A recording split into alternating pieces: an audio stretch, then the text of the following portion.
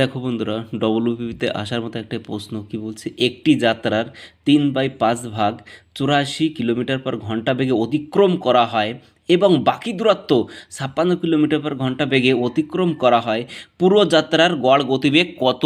তাহলে দেখো, মোট কত, 5 কিলোমিটার স্পিডে এখান থেকে 3 যাচ্ছে, আর কত ভাগ বাকি থাকছে, 2 ভাগ বাকি থাকছে।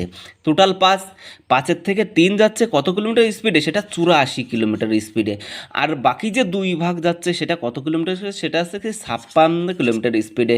এবার 3কে 84 দিয়ে ভাগ করো মানে 1 কিলোমিটার কত যাবে, এটাও 2 দিয়ে ভাগ করো মানে 1 কিলোমিটার কত যাবে। তাহলে দেখো 3 দিয়ে ভাগ করলে কত হচ্ছে, 28 হচ্ছে, 28, আর এটাও কত হচ্ছে, 28 হচ্ছে, মানে এটা কি বেরালো, এটা হচ্ছে সময় বেরালো, এটা সময় বেরালো।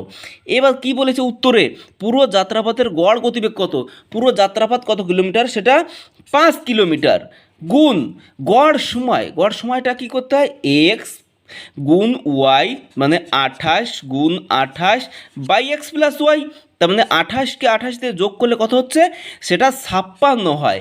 7 দিয়ে কাটো, 4 7 28, 7 8 56, 4 দিয়ে কাটো, 4 দুগুণি 8, 2 দিয়ে কাটো, 14 দুগুণি 28, তাহলে 5 14 70, 5 14 কত, 70, তার গড় গতিবেগ 70 কিলোমিটার।